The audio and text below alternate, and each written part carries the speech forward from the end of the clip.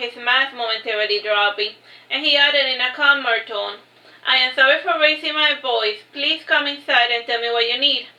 The secretary Darcy peeped into the room. Darcy was a paid intern whose job was to man the front desk. In her previous job, she would get yelled at on a regular basis, and for that reason, poor Darcy was trembling from head to toe when she entered Bruno's office. Darcy managed to stutter, "There's someone." "Tell me what you want to say," said Bruno, rubbing his temple. The secretary said, trembling, "I don't have your cell phone."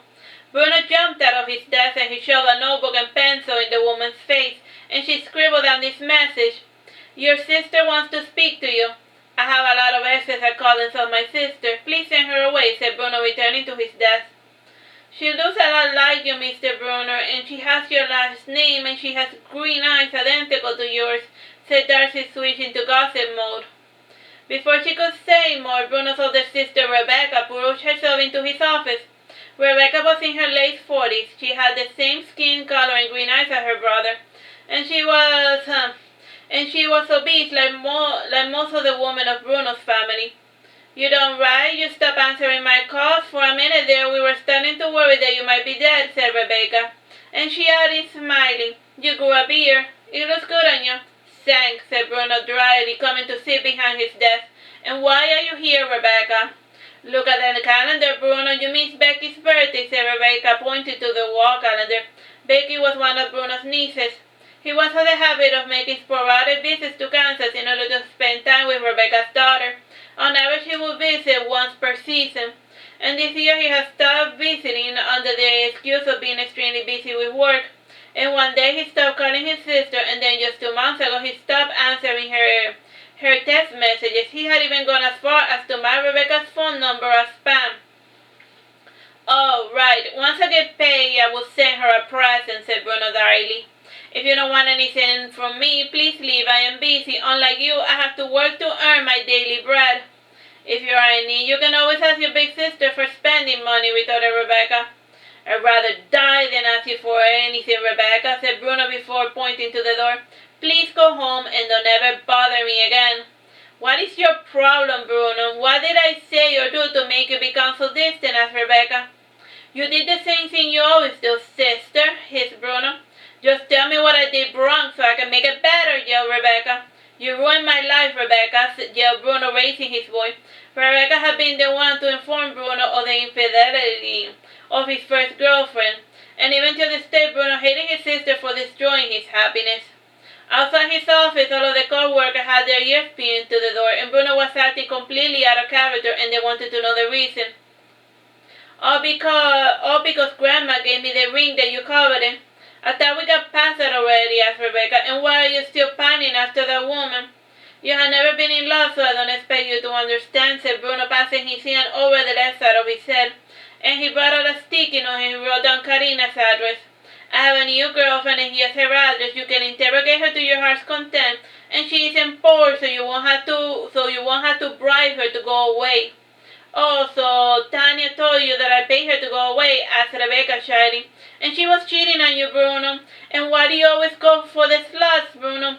Why haven't you ever tried dating any girls that I have introduced to you?"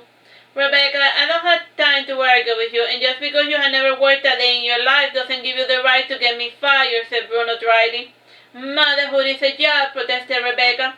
"If motherhood was a job, you would have been fired ages ago," said Bruno, pointing towards the door.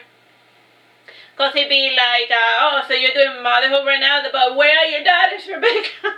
Here you are bothering me and all my messy little affairs. Shoo, sister. "Instead of meddling on my affairs, why don't you go home to take care of your daughters?" Rebecca opened the door to get out of Bruno's office, and she giggled when she saw the audience that was piled behind the door. As soon as she left, Rodrigo began to interrogate his friend about Rebecca. Whenever Bruno flew home, all he said was that he was going to put flowers on his grandmother's grave, and now Rodrigo knew that his friend had a meddlesome older sister and even nieces. The hours rolled by with Bruno mentally preparing himself to endure his sister's visitation, and he had practiced his lines before the mirror to make certain that he created the perfect mimicry of a person who was happy and in love. Rodrigo warned Karina that Rebecca was going to visit her after work in order to interrogate her. Karina was equally surprised and distraught by the fact that Bruno had never mentioned that he had a sister. Then again, if Bruno hated his sister enough to pretend that she didn't exist, he had to have his reason. Karina decided not to question the state of affairs, and she was going to take a page from Kain and just go with the flow. The promised hours came, and she felt tense about meeting the strange woman. She had a knocking on the door, and when she opened it, she saw Kain with his drawing supplies. "I need help with my homework," said Kain with a whiny tone in his voice. "Now is not a good time. I have a visit," said Karina, agitated. "Relax, Karina," said Una, giving her daughter a cold mineral water. "Today will be the same as any other day. Pretend that the stranger is just another patient." Karina drank her cold water, and she felt more at ease. And she welcomed Kain inside, and she began to help him with his homework. Kain wanted Karina to describe someone while he tried to draw the person based on her spoken words. Half an hour passed with the two occupied in this task, and Kain finished his drawing. Karina frowned and said, "Close but not quite there. Do you have a photograph of the person you were thinking of?" asked Kain. "Don't need a photo. The woman I'm thinking of is going to make an appearance real soon," said Karina. Bruno entered the house, and he seemed like a completely different person. He was pale, and he kept nervously fidgeting with his hand. And while he waited for his sister to arrive, he paced up and down the living room, and whenever he passed near Karina, she was able to hear the man mumbling. Bruno heard a familiar knocking, and his personality immediately changed, and he opened the door for his sister, and he gave her a warm kiss on the cheek.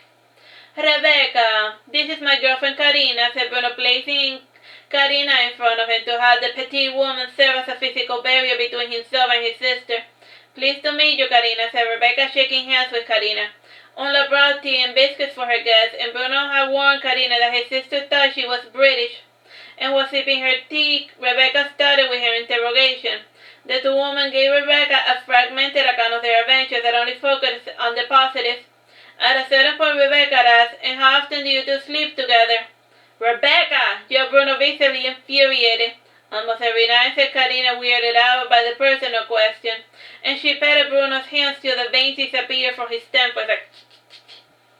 Karina added, "I can give you all the sordid details if that's what you want."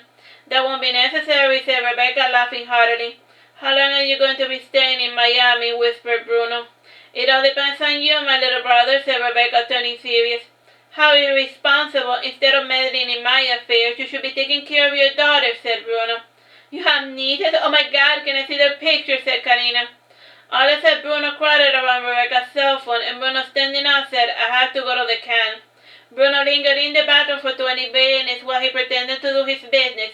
And when he left the bathroom, his sister Rebecca was in the middle of saying, "My brother is a pathological liar, so take everything he says with a grain of salt. Thank you for telling this to my girlfriend. Now Karina's never going to trust anything that I say," said Bruno dryly. "I was telling your girlfriend stories from when you were little," said Rebecca, blissfully unaware of the terrible harm she had done. "Now that you are older, I have no doubt that you have become a truthful and honest individual." That's nice. There's nothing I like more than for my sister to expose my dirty laundry to all who have ears to listen," said Bruno coldly, and he added, raising his voice, "And why do you tell Karina about my bulimia while you're at it?" There was an awkward silence, and Bruno could no longer tolerate breathing the same air as his sister Rebecca. He got his car keys and he drove away, and Rebecca sighed sadly, and she handed Karina a business card with her contact information. "We didn't realize that Bruno had a problem till he collapsed, and if you see him being cheating but not getting any way, he's probably throwing up when your back is turned," said Rebecca. Rebecca picked up her purse and she left, and Karina texted Bruno to tell him that Rebecca was gone, but she didn't get a reply. The following day, Bruno didn't show up to work, and Rodrigo went to Bruno's apartment to check up on him, and he found Rebecca tidying up the place. "Your brother didn't show up to work today," said Rodrigo. "That can't be good. Rain or shine, Bruno always goes to work," said Rebecca. Rebecca tried calling Bruno, but he didn't answer, and Rodrigo texted his friend, "I'm worried, Bruno. Are you alright?" With no reply, Rodrigo started to worry, and he called Kain to have him put an APB on Bruno. Back in the station, Kain was gossiping with his uncle about Rebecca, and the conversation was interrupted by Rodrigo's call. "All right, I'm on it," said Kain before hanging up, and then he said to his uncle, "Bruno's missing." "Missing how?" asked Kain, completely unperturbed. "He wasn't at his home, and he didn't show up to work," explained Kain. Bruno never misses a day of work, or so Rodrigo claims. Bruno is a grown man and not a child. He's probably at a bar drinking away his woes, resentment. He will be back on his own. I don't know, Uncle, said Kain, worried. When you were fixing Bruno's cell phone, did you put the thing? Asked Bruno. Asked Gent. Ah, yes, the thing, said Kain, remembering the tracker that he had placed in Bruno's cell phone. Kain went to his desk and he came back with his computer and he tested Bruno in order to trigger the pinback. And according to the pinback, Bruno was in a domino park in Little Havana. And he must regularly play chess and domino in that park. Kain tested the address to Rodrigo, and Rodrigo drove with Rebecca to the domino park. They parked beside Bruno's car, and Rodrigo opened the hood and he removed all the core components to keep the car from turning on. The two found Bruno playing chess by himself, and at the moment his black knight was cornered. Regardless of what move he made, was going to end in checkmate, and all of the other pieces in the chessboard were white. They were tokens of how Bruno perceived his relationship with others. The two sat down before Bruno, and Rodrigo was the first to break the silence, and he looked at the chessboard and he asked, "Are you winning?" "Does it look like I'm winning?" said Bruno, pointing to the black king. "At this point in the game, all I can do is avoid checkmate." "I had the ring, Bruno," said Rebecca, taking out of her pocket her grandmother's ring. "You can give it to Karina when you're ready to marry her." "Keep it," said Bruno, putting away the chess pieces. "Give it to someone you love, Rebecca." "Where are you all going?" asked Rebecca. "Where you can't follow," said Bruno, and he went to his car and he turned on the ignition, and as much as he tried, the car wouldn't start. He sighed wearily as he started to walk aimlessly. "Please, Bruno, don't shut me out," insisted Rebecca, pulling at her brother's arm. "Everything was perfect until you showed up," said Bruno, flinching away from his sister's touch. "And why couldn't you just let me be happy? Why do you have to go and ruin my life, Rebecca?" "You can't pretend that I don't exist, Bruno. I'm going to be a part of your life whether you want to or not," insisted Rebecca. "I hate you, Rebecca. God, just leave me alone," yelled Bruno.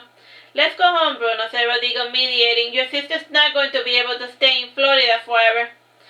Rodrigo placed his arm around Bruno's shoulder to keep his friend from escaping, and Bruno wearily stopped showing resistance, and after meditating things, Rodrigo decided to take Bruno to Karina's house. While Bruno showered, Rodrigo conversed with Rebecca. "Every time you called, Bruno would tell me that you were a psychotic ex-lover," said Rodrigo, laughing.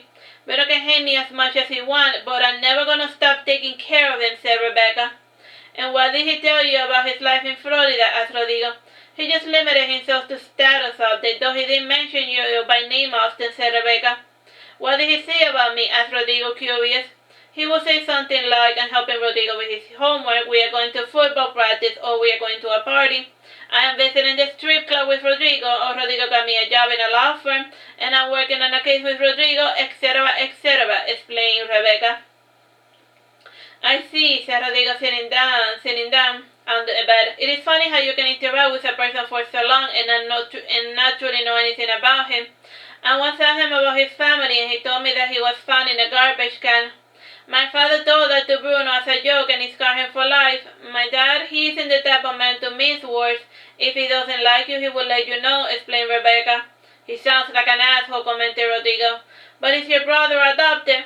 "I was at his birth," said Rebecca. "Trust me, he isn't adopted." "And why would I trust you? We just met," commented Rodrigo, suspicious of the stranger that called herself Bruno's sister. The conversation was interrupted when Bruno left the bathroom wrapped in a towel, and he jumped into Karina's side of the bed and he closed his eyes to pretend to be asleep.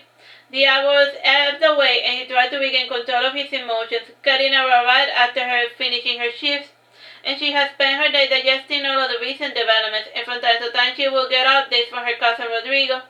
She was pissed that Bruno had never spoken about his family, but in his defense, Karina had never asked him about them. She also didn't like the childish overreaction that Bruno had to his sister calling him a pathological liar.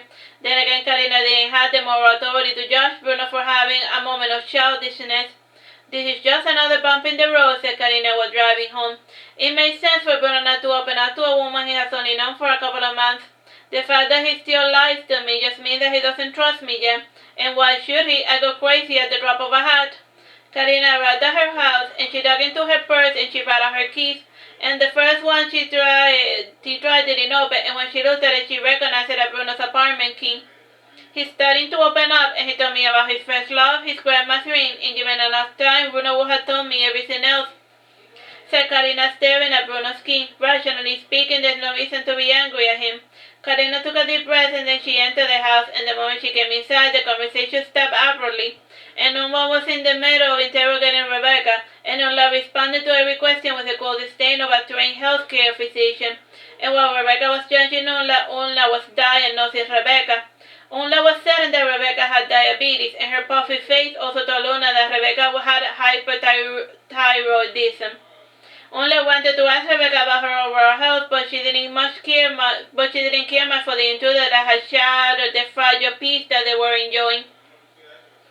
Mom, I'm home, said Karina. Welcome home, honey, said Una, completely switching gambits. And she removed her daughter's coat and she took her back. Karina went to the bedroom to take her shower, and while she undressed, she noticed Bruno's green eyes staring at her from within the safety of the bedsheet. Bruno closed his eyes and he turned his back to continue to pretend to be asleep. Karina showered too quickly, and she came out of the bathroom in her pajamas, and she sat down beside Bruno and she patted his back till he turned around, and he drew Karina into his embrace, and he said nothing while he continued to soak.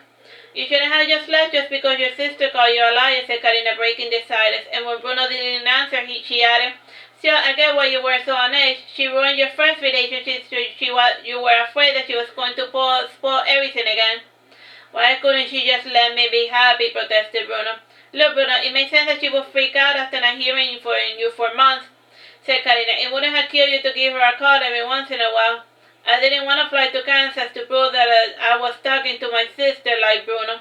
You're not as good as a liar as you seem, Bruno, said Karina, petting her man's black curls. He really did have quite the pretty mane. I don't want my sister in my life. I hate her, said Bruno. Everything was going perfect for us till she showed up, and said her marriage sucks. She spends all of her free time thinking of different ways of making my life miserable. She just can't stand seeing me happy, and she only ever tells bad things about me. Karina, and Rebecca still wonders why I despise her so. The only bad thing she said about you was that you were a chronic liar, said Karina. A woman can forgive an infidelity, but never a lie, reasoned Bruno. For as long as we stay together, you're always going to be doubting everything I say. And you, Bruno, do you believe everything I say? Asked Karina. Yes, lied Bruno. He reached under his pillow and he brought out a gift box, and when Karina opened it, she saw the infamous ring that Bruno had been bitching about. Here's my grandma's ring. Rebecca had been keeping it safe for my poor judgment, and she wanted you to have it since she deems you worthy of being my wife. That little prayer you made to your saint worked a little too well. Karina tried on the ring and she smiled, and she said, giggling, does this mean what I think it means? No, it doesn't, said Bruno. This isn't a marriage proposal. Think of the ring as a goodbye present, and I want you to give that ring to someone you truly love, Karina. You're breaking up with me because your sister approves of our relationship, asked Karina, confused. Yes, said Bruno, speaking truthfully. If you want to be angry at someone, be angry at my sister. She ruined everything. Stop being a big baby, Bruno, said Rebecca, entering the room. You are the one who is ruining everything this time around, and why are you breaking up with your girlfriend just because of something thoughtless I said? That has always been your problem, sister. You never think before you speak, hissed Bruno. For as long as I can remember, you have been poking fun at my weight, and every time I sat down to eat an ice cream, every time I ate a slice of pizza, every time I tried to eat a little cookie, you were criticizing, and now you wonder why I have an eating disorder. You did this to me, Rebecca. You did. All because Grandma gave me the ring you coveted. Rebecca wasn't able to contradict that statement, and her silence told us assembled that Bruno was speaking the truth. And now Karina understood why Bruno had moved halfway across the U.S. and he was trying to get away from the bullies that called themselves his family. Karina took Bruno's hand and she returned the wedding ring. Here you go, Bruno. If this ring means so much to you, keep it, said Karina, patting Bruno's hand lovingly. Now stop belly aching and get out of bed. You can't expect me to play hostess to your sister or by myself. Bruno hid under the sheets and he finally had his grandma's wedding ring, and he petted it lovingly while his mind began to be invaded by all of the happy memories he had of his grandmother. Bruno put it on the ring and he sprung out of bed with a shepherd's step, and Ola prepared dinner for her family and the two guests, and after dinner Bruno went with his sister to get his car. The two spent the night in his depressing apartment. Rebecca commented, this place hasn't changed one bit. Would it kill you to buy a single decoration? I haven't a need for decorations, commented Bruno. Unlike you, I am not a hoarder. Then what do you do with your money? Asked Rebecca. I eat, I go watch movies, I go to the strip club with Rodrigo, I take Karina out in fancy restaurant, And while you hoard objects, I enrich myself with experiences, said Bruno. Bruno, if you want your girlfriend to take you seriously, you need to fix up this apartment, said Rebecca. Karina was taking me seriously until you showed up, said Bruno, but it's fine. I'm already used to you ruining my relationship. And says to you, Karina no longer respects or loves me, and the only feelings are now inspiring her of pity. I gave her about a week before she dumped me. If she leaves you because of me, she isn't the one, said Rebecca. A loyal woman is supposed to weather the storm and not leave when things become slightly difficult. Good night, Rebecca, said Bruno, going to bed. The following morning, Bruno went to work, and it was the only thing he felt he had left. And he poured his body and soul into his defense, and despite his best effort, his client was found guilty.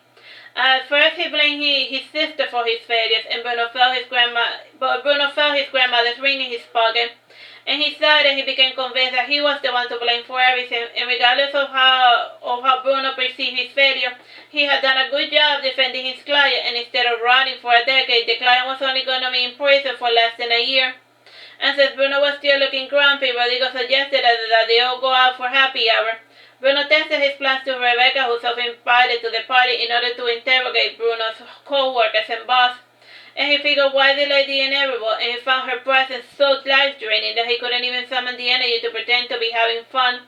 Around midnight, Bruno went home with his sister in order to allow his co-workers the freedom to have fun without him. And he looked at his clean, organized apartment without much enthusiasm, and he removed his shoes, jacket, and tie. And on his way out to his bedroom, he stepped on something unfamiliar. And when he turned on the lights of the stairs, he saw a trail of rose petals, and waiting for him inside his bedroom was his girlfriend, Karina. Alright, that's the end of The Lover's Pentacle. Bye-bye and God bless.